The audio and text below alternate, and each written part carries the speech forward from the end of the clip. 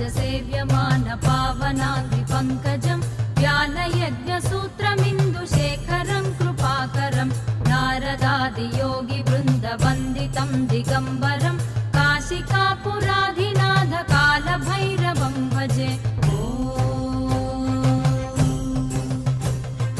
भानुकोटिभास्वरं भवाब्धितारकं परं नीलकण्ठमीप्सितार्थदायकं त्रिलोचनं कालकालमम्बुजाक्षमक्षशूलमक्षरं काशिकापुराधिनाथ कालभैरवं भजे।